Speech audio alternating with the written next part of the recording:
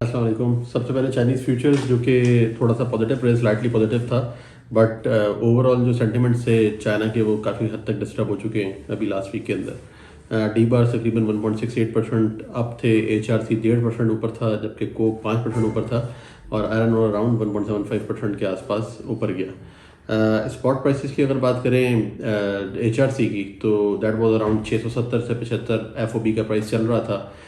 जितनी तेज़ी थी पिछले 2-3 हफ्ते के अंदर हमने एक्स्ट्रॉर्डनरी तेज़ी देखी है एच आर सी के अंदर या स्टील प्रोडक्ट्स के अंदर, चाइना के अंदर, फ्यूचर्स के अंदर खासतौर से वो तेज़ी ऐसा ऐसा सेटल डाउन होना शुरू हो गई है और लास्ट वीकेंड तक जो है वो प्राइसेस रुक चुके थे, फर्दर ऊपर नहीं जा रहे थे, बल्कि थोड़ा सा जो है वो ड्रॉप हो गए, नीचे भी आए। एक जो नेचुरल एडजस्टमेंट आती है प्राइसेस की, वो एडजस्टमेंट देखने में आई लास्ट वीक के अंदर।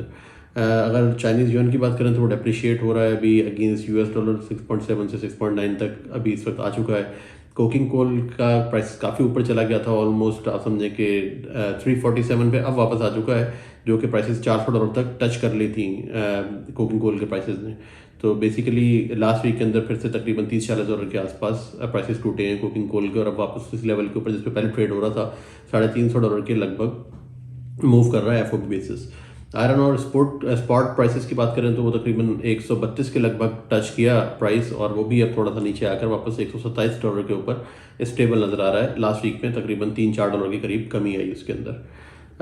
अगर बाकी के कंट्रीज़ की बात करें, कोरियन स्टील मिल्स जो हैं वो अभी इस वक्त पुश डाउन कर रही हैं प्राइसेस को। जापान से जो प्राइसेस जो स्क्रैप खरीदते हैं उसके लिए प्राइसेस तकरीबन $8-10 के करीब उन्होंने नीचे दी हैं जो कोट किए हैं, लेकिन माल मिल नहीं सका क्योंकि जापानीज़ रिसाइकलर्स जो हैं वो अपनी डोमेस्टिक मिल्स को फीड कर रहे हैं और वहाँ पे प्राइसेस स्टेबल हैं। और जो सेंटिमेंट्स नज़र आ रहे हैं इस वक्त ओवरऑल, उसकी वजह से जो सेलर्स हैं वो भी अपनी प्राइसेस गिराने को तैयार नहीं है। बट इस वक्त कोरियन मिल्स जो हैं वो पुश कर रही हैं, होपफुली शायद माल नहीं मिलेगा तो वापस एडजस्ट करके अपनी प्राइसेस को वो ऑफर प्राइसेस के ऊपर आ जाएंगे। वियतनाम की बात करें तो वहाँ पर एक थोड़ी सी नर्वसनेस है अभी तक। मोस्टली जो कस्टमर्स हैं वो वेट एंड वॉच की पोजीशन के अंदर है। जो डोमेस्टिक प्राइसेस हैं वो थोड़े से नीचे आए हैं और इंपोर्ट के अंदर इतनी ज़्यादा खास इंक्वायरी नहीं है वियतनाम से, तो थोड़ा सा सेंटिमेंट वहाँ पर डल सा था। अगर बात करें यूएस की प्राइसेस की, तो यूएस की प्राइसेस जो है वो ऊपर जा चुके हैं। जो पहले प्राइसेस ताइवान को और बाकी कंट्रीज़ को यूएस से आया करती थी, उन ऑफर्स के अंदर जो है वो थोड़ा काफ़ी ज़्यादा तेज़ी आ चुकी है, जिसकी वजह से अभी ताइवान, इंक्लूडिंग ताइवान, थोड़ा सा अभी स्लो है। बट इंक्वायरीज़ हैं तकरीबन $7-8 के करीब ताइवानीज़ कस्टमर्स ने बढ़ाए हैं, जबकि जो ऑफर प्राइसेस है वो तकरीबन $15-20 के आसपास बढ़ चुकी हैं ऑलरेडी यूएसए से लास्ट वीक के अंदर।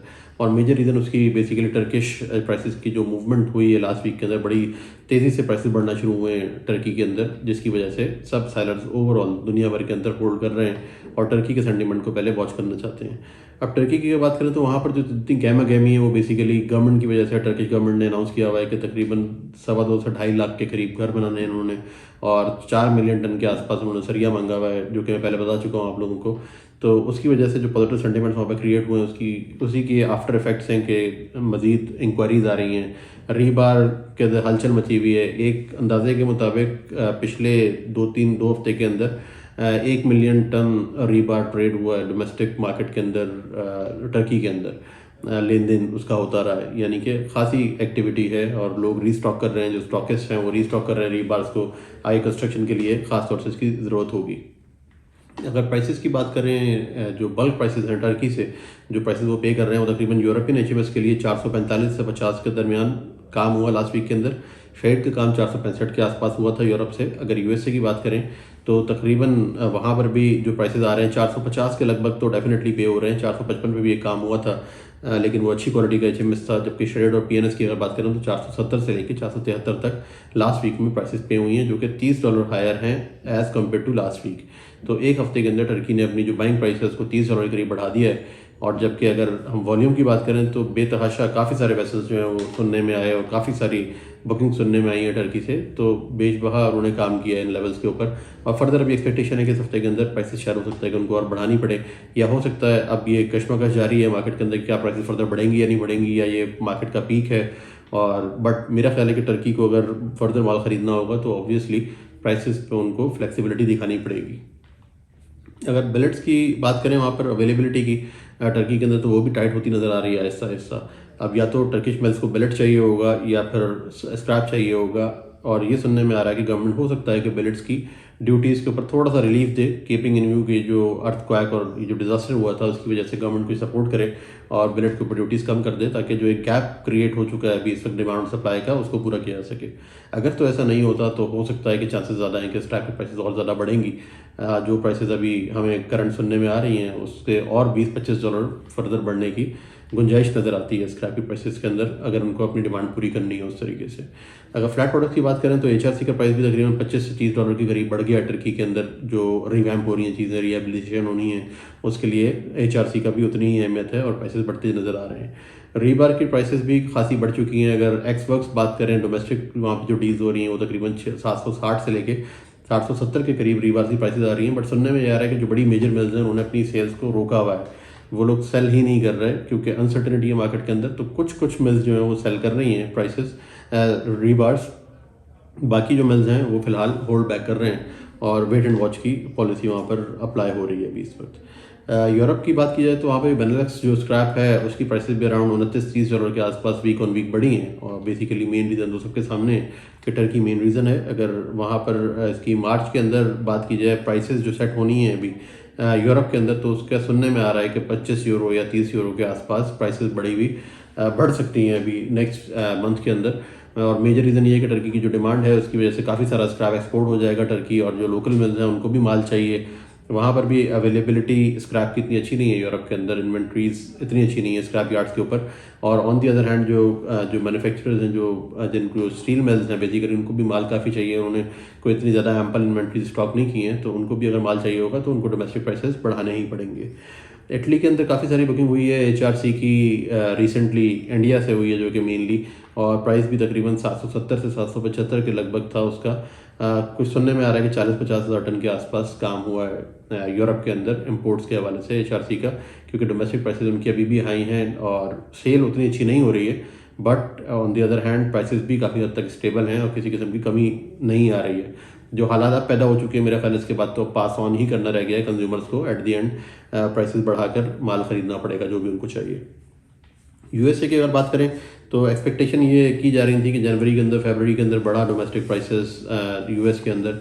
मार्च के अंदर उम्मीद थी कि वो या तो कैरी फॉरवर्ड होगा, कैरी ऑन होंगी वही प्राइसेस, या फिर थोड़ी सी रिडक्शन एक्सपेक्टेड थी। बट ये जब से डिजास्टर हुआ है और टर्की की जिस किस्म की मूवमेंट नज़र आई है अभी इस वक्त स्क्रैप की मार्केट के अंदर, उसके बाद अंदाज़ा ये हो रहा है कि अब लोगों की एक्सपेक्टेशन है कि शायद नेक्स्ट मंथ के अंदर ऑलमोस्ट $30 के आसपास स्क्रैप की प्राइसेस डोमेस्टिक बढ़ जाएंगी। और देखिए वो पास ऑन होती हैं या नहीं होती हैं। और तकरीबन जो न्यू मटेरियल्स हैं, बुशलिंग्स वगैरह, वो $40 के आसपास बढ़ने की तवक्कुआत नज़र आ रही हैं। और अभी HRC की अगर मैं बात करें तो तकरीबन पिछले 2 हफ्ते के अंदर HRC की जो प्राइसेस बढ़ी हैं वो 15% के आसपास इंक्रीज़ हुआ है कॉइल्स का, जिसकी वजह से भी एक स्क्रैप के ऊपर बहुत ज़्यादा प्रेशर आने वाला है, मैं एक्सपेक्ट कर रहा हूँ। और US की domestic market as well as export market मेरा ख्याल है काफ़ी एक्टिव रहेगी, तेज़ रहेगी और बढ़ती ही रहेगी मेरे ख्याल से। उसमें एक रीज़न ये भी है कि वहाँ पर स्क्रैप की जो इन्वेंट्रीज़ हैं वो विंटर सीजन की वजह से इतनी कलेक्शंस नहीं हो सकी। कुछ लोगों को ऐसा लगा कि फरवरी के अंदर जो है वो पीक मंथ होगा, तो काफ़ी सारा माल वो बेच चुके हैं अपना, इन्वेंट्रीज अब ऑन ग्राउंड उनके पास मौजूद नहीं है। तो ये एक तंगी रहेगी और कंज्यूमर्स को एट द एंड प्राइस पे करना पड़ेगा। इंडिया की अगर बात करें तो इंडिया के अंदर भी HRC के प्राइसेस अभी इस वक्त स्टेबल हैं। थोड़ा सा लास्ट वीक के अंदर इंक्रीमेंट भी हुआ है, तकरीबन $15-20 के आसपास HRC के प्राइस बढ़े हैं। बेसिकली ज़्यादातर डिमांड जो है वो ओवरसीज़ से आ रही है, यूरोपियन कंट्रीज़ हैं जो कि इंक्वायरीज दे रहे हैं इंडियन प्रोड्यूसर्स को। इसके अलावा इजिप्ट की मार्केट है, बाकी मार्केट्स हैं। वो ऑब्वियसली यूरोप की मार्केट जब तक यूरोप को वो पूरी तरह सप्लाई नहीं कर लेगा इंडिया, क्योंकि प्राइसेस बेस्ट प्राइसेस यूरोप से ही अवेलेबल हैं, उसके बाद फिर बाकी रीजन्स की तरफ इंडिया जाएगा। बट डिमांड अच्छी थी और ओवरऑल सेंटिमेंट्स बेहतर थे। जहाँ तक स्क्रैप का ताल्लुक है इंडिया के हवाले से, तो वहाँ पर भी प्राइसेस तकरीबन बढ़ चुकी हैं। 465-70 की अब बात हो रही है, ऑफर्स आना शुरू हो गई हैं। मेन रीज़न उसकी ये नज़र आ रही है कि इंडिया के अंदर जो बल्क आए हुए थे वो काफ़ी सारा माल जो है वो निकल चुका है। अब फिर से एक्सपेक्ट किया जा रहा है कि हो सकता है कि गैप क्रिएट हो जाए आने वाले महीनों के अंदर, मार्च के अंदर, अप्रैल के अंदर गैप होगा जिसको कवर अप करना है। इंडियन कस्टमर्स को वापस इंपोर्ट में आना पड़ेगा और कुछ बढ़ के बुकिंग्स करनी पड़ेंगी जिस तरीके से पहले की हैं। पहले तो उनको काफ़ी अच्छा चांस मिला और बड़े अच्छे प्राइसेस की वो बुकिंग हो गई। बट अब जो करंट प्राइसेस चल रही हैं अपने फिनिश प्रोडक्ट की प्राइसेस को देखते हुए इंडिया भी मोस्ट प्रोबेबली एक्टिव रहेगा। कुछ ना कुछ ऑन एंड ऑफ वहाँ पर बाइंग चलती रहेगी और वो अपनी इन्वेंट्रीज को रीस्टॉक वर्क के साथ साथ करते रहेंगे। अब पाकिस्तान की अगर बात करें तो पाकिस्तान में भी शुगर की प्राइसेस इसी तरह ऊपर गई हैं टर्की को देखते हुए। जो पहले ऑफर्स आ रही थी जो लास्ट वीक के अंदर 460-465 के आसपास, वो अब 480-85 तक पहुंच गई हैं। इवन 485 490 की भी बातें हो रही हैं और लोगों की एक्सपेक्टेशन है कि शायद $500 के आसपास प्राइसेस आना शुरू हो जाएंगी श्रेडेड स्टील स्क्रैप की पाकिस्तान के लिए। एलसी के मामला अभी तक उस तरीके से बेहतर नहीं हुए हैं, बट कंपैरेटिवली पिछले 2-3 हफ्ते के अंदर अगर देखा जाए तो जनवरी से अगर कंपैरिजन करें तो थोड़ा सा रिलीफ अब मिलना शुरू हुआ है, टोन थोड़ी सी बेहतर हुई है और होपफुली वक्त के साथ साथ चीज़ें बेहतरी की तरफ ही जाएंगी।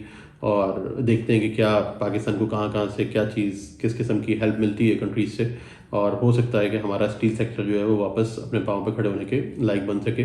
बट उसके अंदर अभी कुछ टाइम लगेगा, इमीडिएट कोई मेजर चेंज नज़र नहीं आ रहा अभी अब तक। और जो अगर फिनिश प्राइसेस की बात करें पाकिस्तान के अंदर तो वो भी स्टेबल हैं, पिछले हफ्ता पूरा स्टेबल रही, रीबा की प्राइसेस भी स्टेबल रही, HRC CRC की प्राइसेस भी काफ़ी हद तक स्टेबल हैं। और अब लोगों को कशमकश है कि ये प्राइसेस क्या फर्दर बढ़ सकती हैं। अभी जिस तरह से पीछे टर्की की सिचुएशन नज़र आ रही है, स्क्रैप की प्राइसेस बढ़ रही हैं, अब वो चीज़ें पास ऑन हो सकेंगी या नहीं हो सकेंगी, ये एक सवालिया निशान है जिसका हम लोग अब वक्त के साथ देखेंगे कि क्या रिजल्ट निकलता है। Thank you very much. फिर फर्दर इन्फॉर्मेशन के साथ मैं हाजिर हूँगा। Thank you.